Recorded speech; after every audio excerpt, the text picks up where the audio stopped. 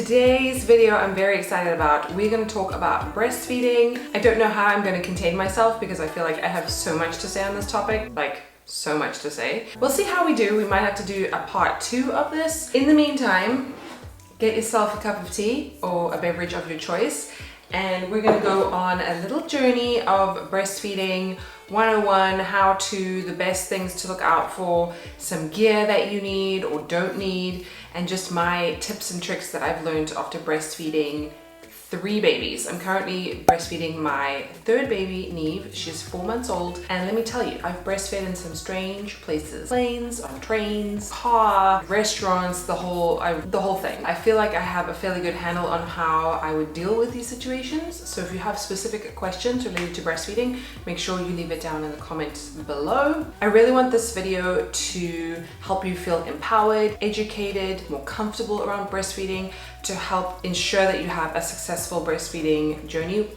in terms of whatever success is defined for you, because for everybody that is different. I don't want you to feel judged or shamed if you cannot breastfeed. Perhaps you weren't able to breastfeed your 1st baby, but now you're pregnant with the 2nd one. Perhaps you want to breastfeed the 2nd one or the 3rd one longer than you've done the previous babies, all that kind of stuff. So this video is for you if you're a newbie, and also if you want to improve your breastfeeding skills, or perhaps you have someone in your family that needs to breastfeed and you want to understand more how you can support them and help them, or you're just interested. So make sure that you subscribe, like this video, click the little notification bell, share it with someone who might be needing some breastfeeding, some help, or just some suggestions, and let's jump in. Stay tuned to the end because I filmed a little actual breastfeeding in real time demo with Neve, my 4-month-old, so you can see how I breastfeed and what my setup is and all this kind of stuff.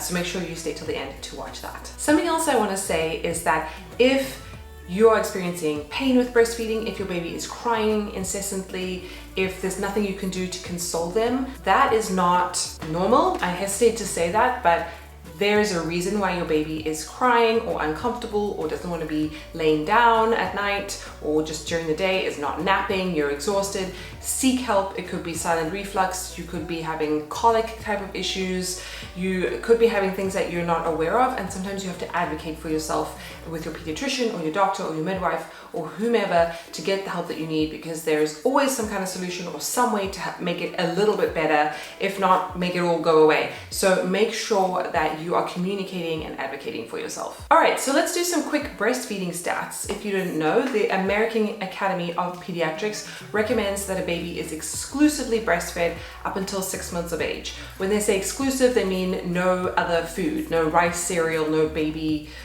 cereal, anything like that. Obviously, if you are using formula, you would insert formula where you would hear the word breast milk.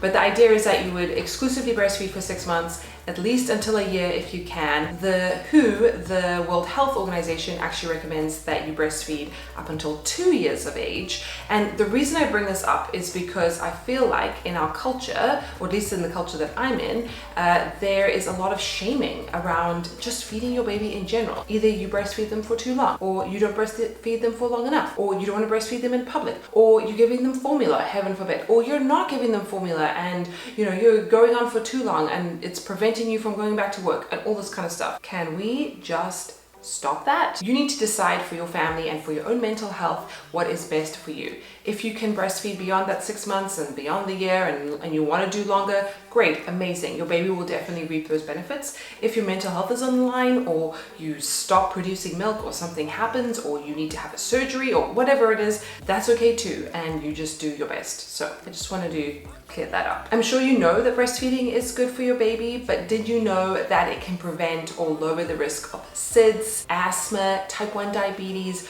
respiratory syndromes, not mentioning any names, gastrointestinal difficulties, or stomach bugs? It can really limit or reduce the risk for so many conditions because it is the best combination of nutrients for your baby. So that's just one reason why you should be breastfeeding amongst the many others, but know that if you are able to breastfeed and you're giving your baby breast milk, you're really helping reduce the risk of all of those conditions. So here's the thing, nature is very smart, and not only is it beneficial to baby, obviously it keeps them alive, but it is really good for mom to breastfeed. So if you are on the fence about breastfeeding, breastfeeding, or maybe you're thinking of quitting because it's really hard. Those early weeks are really tough, especially with your first baby.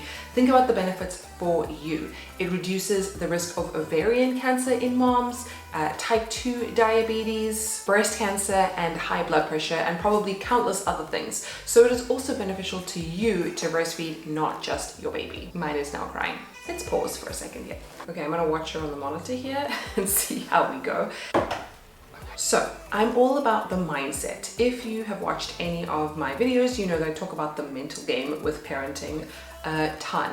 And so for going into breastfeeding, if you're about to embark on this journey or you're currently in it, I want you to clear everything you know about it, have a totally open mind. I feel like this really helped me. Something that my mom kind of instilled, I guess, in us or in me growing up was that she never really had an issue with breastfeeding. It's like wasn't a thing.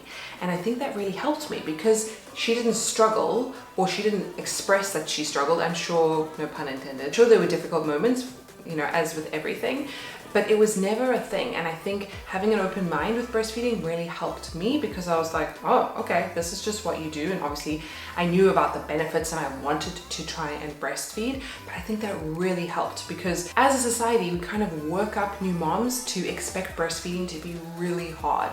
And now I'm not saying it's not, or it doesn't have its pockets of being hard, but like anything, like if you're gonna run a marathon, there's gonna be hard days. If you're gonna do a job, there's gonna be difficult days. Does that mean you don't do them? Does that mean you don't even try? And so if you have an open mind and a clear mindset that, hey, I'm gonna give this a shot and I'm gonna use all the resources that I can find, something like this video is helpful to have a positive breastfeeding mentality and paradigm, that is going to be how you see the journey. So I really want you to just take a really honest look inside yourself and think about what are my actual biases around breastfeeding? What do I think it's going to be like? Or what do I think I know but I haven't experienced yet? Because that's really going to help determine your success. Think about having a breastfeeding goal, but that's just something to work towards, and as you get closer to that you can push it out. So say you have the breastfeeding goal of I'm gonna breastfeed for 6 months, and you get to like 5.5 months and you're like, man, this is okay, I'm gonna keep going. Or maybe your goal is I'm gonna breastfeed until my baby doesn't want to anymore, or I'm gonna stop at 2 years old. We like to have these milestones of like these round numbers, right? But it really doesn't matter. If you can try and breastfeed for 6 months and then get to a year, or even if your baby is having breast milk in a bottle, that's amazing, and you're really setting them up for an amazing start in life in terms of their immune system and your bond and all that good stuff. So I want to walk you through what happens after you have a baby, and this is so variable, but if you are really new to breastfeeding or just have no idea, and perhaps you clicked on this video because you want to know how to do it, what's going to happen is you're going to have this baby. There's various ways to have babies, and that will determine how quickly your milk can come in. Regardless, you want to have that baby latch onto you as best as possible to start stimulating breast milk, right? Because it's a supply and demand economy when it comes to milk. So most women will be expressing colostrum even in the sort of final weeks of their pregnancy, even before the baby is born, and that is important for the baby to start drinking that. Colostrum is full of antibodies. It's like a golden clear liquid. It's really, really powerful stuff. I think they've done studies in labs where they take a petri dish and they have bacteria and they put some colostrum and maybe breast milk separately into the petri dish, and the colostrum destroys the bacteria in the petri dish. It's insane. It's really, really powerful stuff. So even if your baby just got that, it's still amazing. You're gonna have this little baby who reminds me of like a little cheeping bird, you know, with the little mouth, and you're gonna try your best to get this baby to latch. And you think it's kind of easy, but it's not always that simple. You wanna make sure that their mouths are nice and wide, like especially when they're brand new and you have these big engorged boobs, or they're getting bigger by the day. Basically, it's going to look kind of strange because your boobs might be bigger than your baby's head. You want to make sure that their mouth is nice and open so that they can get a really good latch, because that latch is going to help stimulate your milk coming in. Now, in my experience, as you have more children, I think your milk comes in a little bit sooner. It also depends whether you have a C-section or a vaginal birth. A C-section, your body's kind of in shock, like what the hell just happened? I just got sawed open, and your milk might not come in as quickly. That doesn't mean that you can't breastfeed. You might need to give the baby formula for a few days, but you should still be trying to stimulate breastfeeding on both sides by having that baby suck. There is nothing more powerful than thinking about your baby and feeling that letdown and that experience of milk coming in. If you're not sure what letdown means, basically it's like this tingling sensation that you cannot control, especially once your milk is in. When I think of my baby sometimes and I'm ready to feed her, my boobs will start spurting milk, right? That's like a letdown. It's something that I cannot control.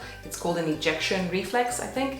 And the more that you have your baby around you, sucking on your boobs, all that good stuff, the more you're going to stimulate your milk production. So you have this new baby and it's like you've had a boob job, like the best, cheapest boob job that you're ever going to have. Perfectly round boobs with no incisions and no surgery necessary. And you're going to have to start managing your boobs and your milk story from day one, because it is a maintenance project, let me tell you. There's a very delicate balance of how engorged you can get versus not having enough milk, and you want to make sure that you're maintaining that equilibrium between having too much milk and too little milk. So typically right after the baby is born, maybe a few days later, you're going to start feeling really engorged as your milk comes in. What I would recommend to help kind of modulate that supply is something like a hucker, which is like a little, people call this a pump, but I don't really use it as a pump. It's more like a retrieval vessel, and you would suction this onto your boob. Be careful. I have one of the older ones, but the new ones come with a lid. So if I was going to buy a new one, I would buy one with a lid because this can easily be knocked over and then all your milk spills out. But basically you have baby feeding on one side and then you have the hucker on the other side. And this way you can start to build up a little stash of milk, because with the letdown that you can't control from the other boob that the baby's not nursing from, you're going to collect quite a lot of milk into this. So if I was going to get some baby gear to start, I would definitely get one of these, because otherwise you're just going to be soaking through your clothes and wasting all that milk. My hope is that if you're a first-time mom, or even if you're having baby number 2 or 3, that the hospital will help you with positioning when it comes to breastfeeding. My personal favorite is that I like to sit in a chair. I don't like to breastfeed in bed. I've really messed up my neck doing that before. And I think having support under your arms for baby is really, really important. My rule with breastfeeding is that if you're uncomfortable as mom, whether that's because you feel like your nipples hurt or your back hurts or your neck hurts, you're not going to be able to sustain that. You're going to view breastfeeding kind of with dread, and it's not going to be a good time for anyone, even if the baby is getting the milk. So you want to make sure that you're nice and comfortable. So I always try and sit on a couch or on an armchair when I'm feeding my baby. I actually prefer a couch because that means I can curl my legs up and it's more comfortable for me. I can kind of like rest with her. I use a pillow. I'll show you at the end. I don't have any special breastfeeding pillows, but you could certainly use those. I just don't think they're really necessary. But you just want something to prop baby up so that you're not bending over like that. Baby is going to have a natural instinct to suck, so you want to capitalize on that. You can stimulate their nose. That will help them open their mouths. You can touch their cheek to the side that you want them to move. That'll help. Part of it is going to come naturally to you because you're going to try and stick them on there, and then they're going to be like, oh, this is milk. You can also put the nipple in their mouth and kind of, or like around them so that they can smell the milk, all that good stuff, especially with a very new baby that needs to learn how to breastfeed.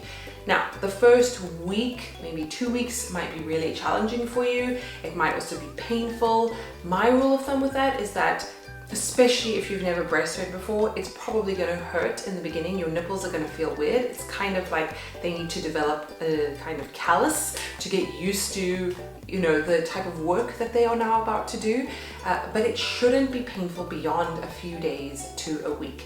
And you need to look and see, is baby's mouth too small, not opening wide enough? Baby can also have tongue ties and lip ties that can impact nursing. And you might need to advocate if you feel like something is off. But just know that breastfeeding should not be painful. The engorged boob part is different, but the actual nipple, the actual part of the baby sucking milk from you, that should not hurt. It's not designed to hurt, otherwise we would not be able to sustain it for years and years and months, right? So if there's an issue where you feel like it's still hurting you and you don't want to do it, or your nipples are continuously bleeding and cracked and you're just dreading feeding your baby, that is not okay. You need to either get some help, keep experimenting. I don't think that always the after-birth services are so great, especially where I am from, and you might need to call up the pediatrician, find a lactation consultant, find a breastfeeding group that's connected to your hospital. You might have to advocate for that, which I know is probably the last thing you feel like doing after you've just had a baby. People should really be coming to you without you even having to make that decision, but that might not be the case for you. And so I really implore you to get some help, because it would be such a shame to not be able to continue breastfeeding with something that could have been sorted out if you just had a little bit of support. Plus you're tired, there's like adrenaline, there's so much change. You might not be thinking the clearest that you could, and you might just need someone to help you get that baby latching comfortably. A quick note on sore nipples: you can buy nipple cream. They often give you like little lanolin sachets at the hospital that you could use. I personally don't really need to use it that much, so I have always used just a bit of breast milk on my nipples if they hurt. And the key with nipple care that I have found is keeping them dry. So that's really the core thing. You can put a little bit of breast milk on your nipples, and then you want to keep them dry by changing your clothes, changing the pads, all that kind of stuff. We'll talk about that in a minute, but that's really important. If your nipples are cracked and bleeding, like, how are you going to feed your baby? Okay, so whilst oversupply of milk is definitely a thing and is an issue, I feel like undersupply of milk, not being able to give your baby enough milk and have them be hungry and screaming, is even worse, like more stressful for moms, and maybe more common. I don't have the stats on that, but maybe more common. So here's the thing. This is what I recommend to all of my friends, anyone who listens to me speak about this, any of my clients. There are a few things that make milk if you are struggling with undersupply, and that is resting and water. If I had to nail it down to two things: yes, you need food, because if you're not taking in enough calories, you're going to struggle to make milk. But it's more than just food, it's water. And I think that's what we struggle with more than the eating part. You know, you quickly are shoving stuff in your mouth, perhaps not the most nutritious calories, but you can quickly grab something to eat, but often we don't drink enough water.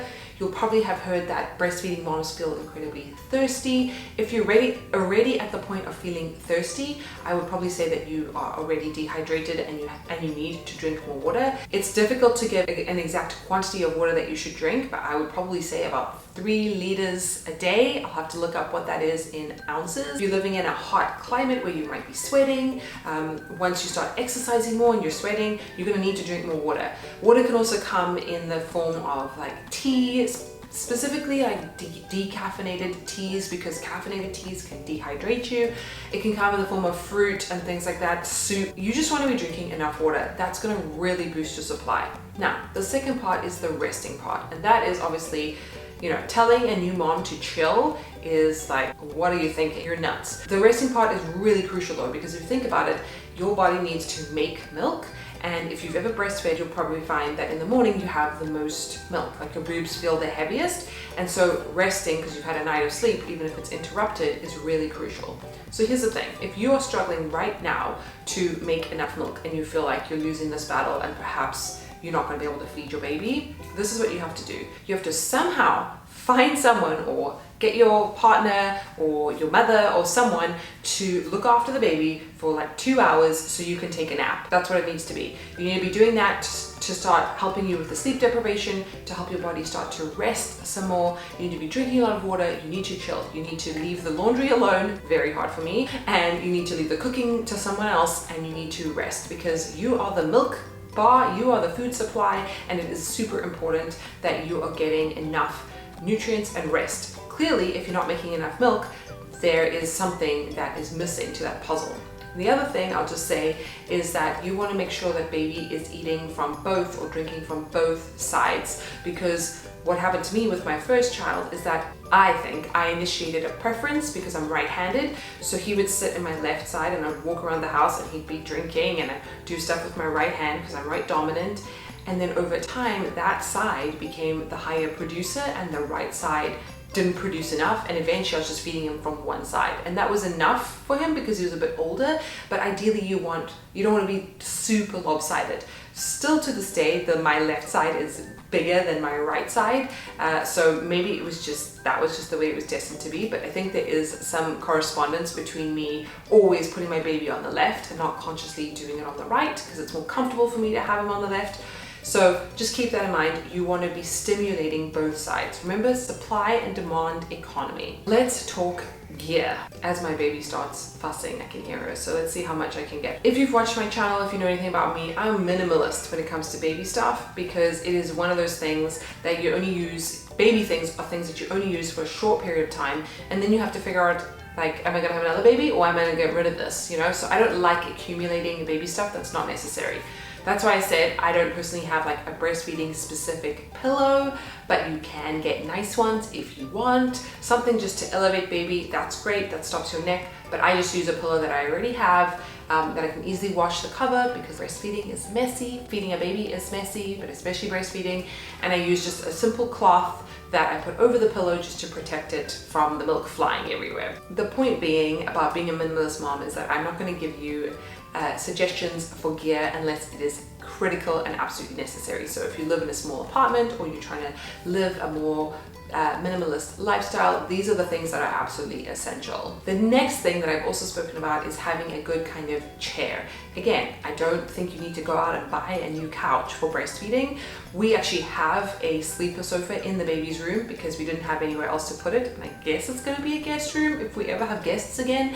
So I like to sit on that. As I said, I like sitting on a couch. Most people have a couch in their house, but you could also buy a glider, or you could have an armchair in the baby's room, or the room where you feel like you'd be breastfeeding the most. I do think having a chair in the room where the baby sleeps, wherever that may be, is helpful, because often they wake up and they're like a little sleepy, and you don't want to take them into like the bright lights. You just want to let them nurse, or if it's the middle of the night, you definitely don't want to be doing that. So you want to have a chair that's easily accessible. I do not recommend breastfeeding in bed, sitting up, because it's super uncomfortable. Unless you build yourself like a pillow fort where you can like really rest your arms, it's really gonna come back to bite you long term. Let's talk bras. As a new mom, I did the typical thing.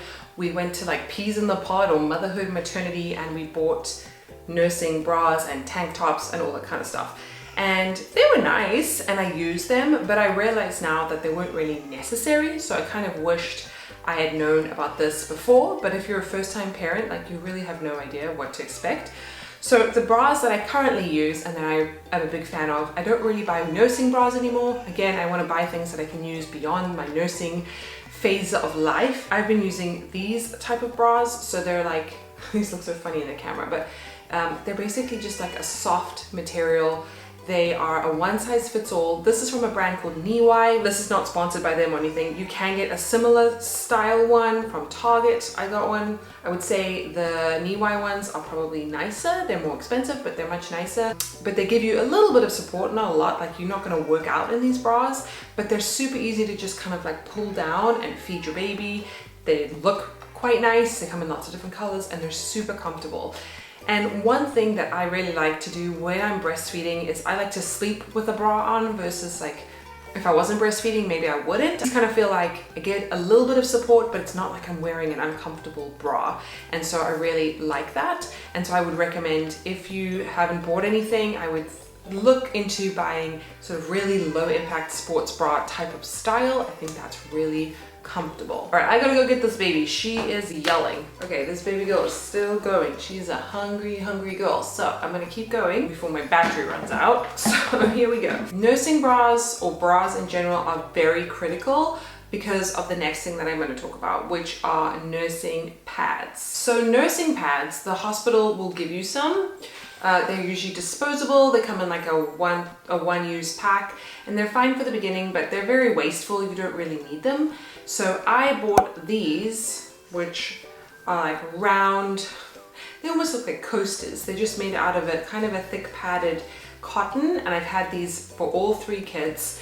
I've used them when I wasn't having children as like makeup removers, super easy, not these exact ones, but you need them in your bra, at least in the beginning, because they really help when you have that letdown reflex, when milk is spewing everywhere, and it helps to save your clothes, because as I mentioned earlier, you want to keep your boobs as dry as possible. Now the dog is ringing the doorbell. Definitely want to be keeping your boobs nice and dry, because that is going to reduce your risk of mastitis, which I'm also going to talk about. I know this video is getting really long, but there's just so much to talk about, so I definitely want to focus on that.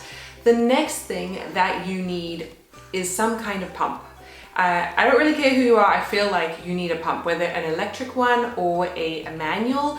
I think I'm going to do a whole video just on pumping and pumping back to work and all this kind of thing, because I have a lot of experience with that, and I feel like that would be helpful and that would cut down how long this video is.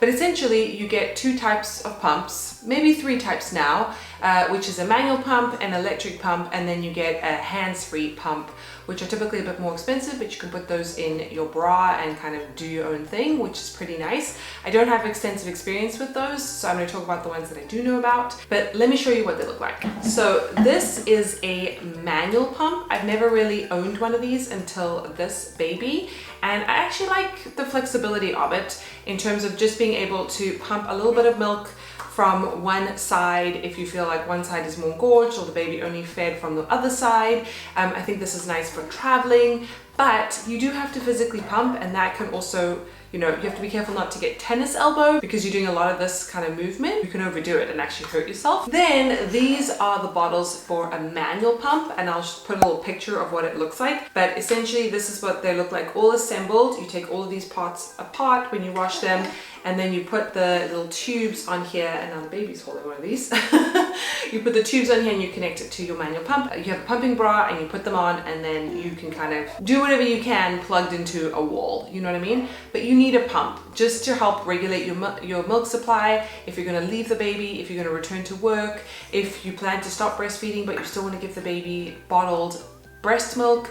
Super important. Most insurances will cover an electric pump or any kind of pump, but I recommend getting an electric one because they're usually more expensive, and then you can get a manual one if you need to and pay for that yourself. Highly recommend. You definitely need a pump. What I also want to talk about is preventing mastitis. So if you've breastfed before, you've probably come across either early stages of mastitis, or you've got the whole hog where you've had to take antibiotics, maybe you have to go to hospital, the whole thing. The thing about mastitis is that there's a lot of warning signs that happen before it gets really bad. If you don't know what mastitis is, it is essentially inflammation of the mammary glands in your boobs, and you can get really sick very quickly. Typically you feel like you have flu, like you get body aches, you might have a fever, you could have a headache, your boobs are usually really sore. It could be just one breast that is affected, and you can see sort of red streaks on it where there's a clogged duct, and that's usually what happens. There's some kind of like clogged duct, too much milk, and then bacteria can get inside, and often you need antibiotics to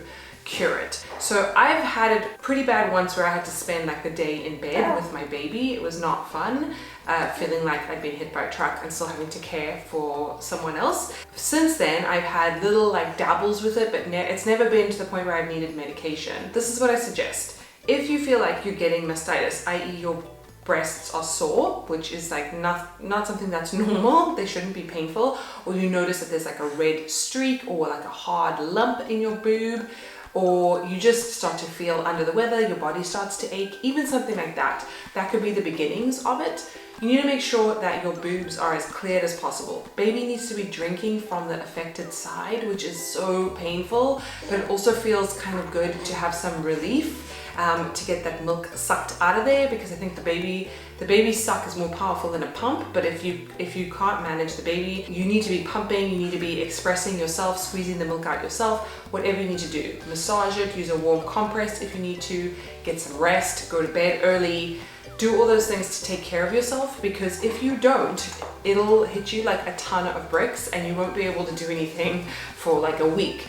Plus, you'll probably have to go to the hospital, not the hospital, you'll have to go to the doctor to get medication, so it's really not worth it. So as soon as you start to feel that you're almost developing like a flu-like illness along with the breast pain, consider yourself probably in the early stages of getting mastitis, and you need to stop that in its tracks. And you can. I have several times when I've like overstretched myself for some reason. Maybe we're traveling, or I've been entertaining people, or I haven't been taking care of my body as much as I could, and then I start to get these symptoms and I realize, oh, I need to slow down ASAP. So make sure you start to take care of yourself, otherwise you won't be able to take care of anybody else. Okay, so the last thing that I want to talk about before I show you the breastfeeding demonstration is what to do when you go outside. So I've spoken to a lot of moms who are very self-conscious about breastfeeding in public, and The difficulty with that is either you have to stop breastfeeding or you just never go out, and that's really challenging.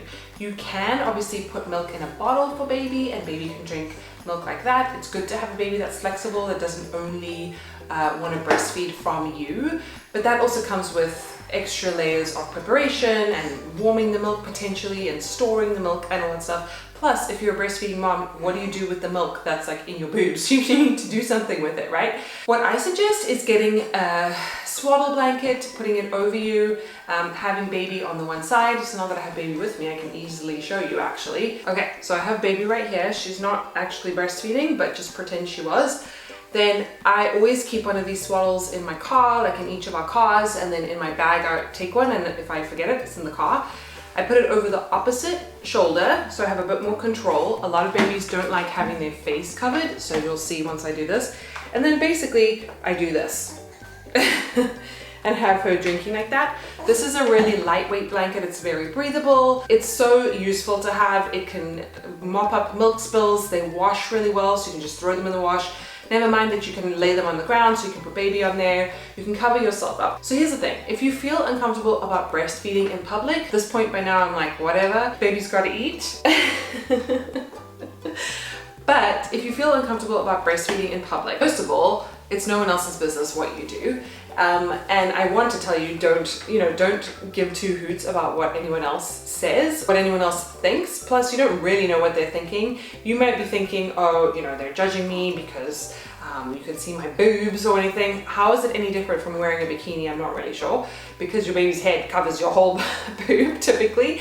But they could be thinking, wow, she's awesome. She's like body positive, she is brave to breastfeed in public. I don't know if I could do that, but maybe now I can because I see someone else doing it.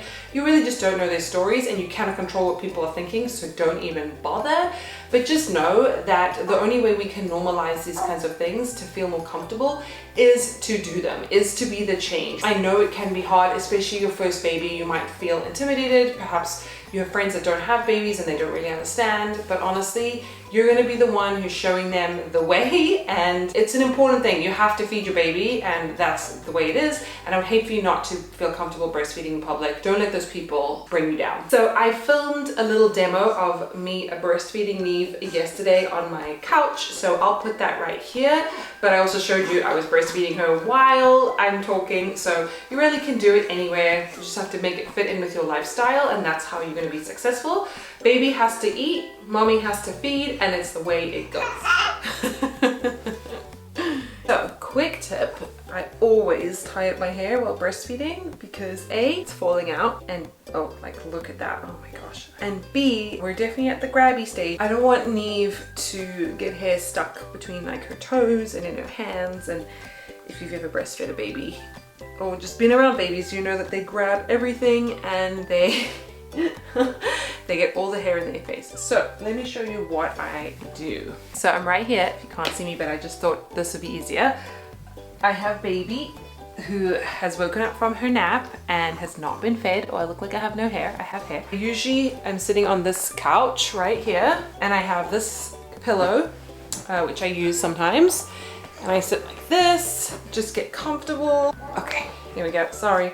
And then I have like just a cloth that I use for everything. Oh, you're so loud. I know, because you're hungry. Which side are we gonna do? Let's do this side. And then I put it down. I don't always use a pillow, to be honest, but I probably should. Let's see if we can do this. So what you would do is, she's a bit older, so she's experienced, but new baby, you could touch your cheeks right there, and then they start to bring their head towards you, or you can touch their nose, and that makes them open their mouths, which is kind of cool. So then I just literally push down my bra, which is really easy to do because it's not a nursing bra. Well, this is how I would feed her at home, but also in public if I needed to. Okay, so you know that baby is nursing when you can hear her swallowing like this.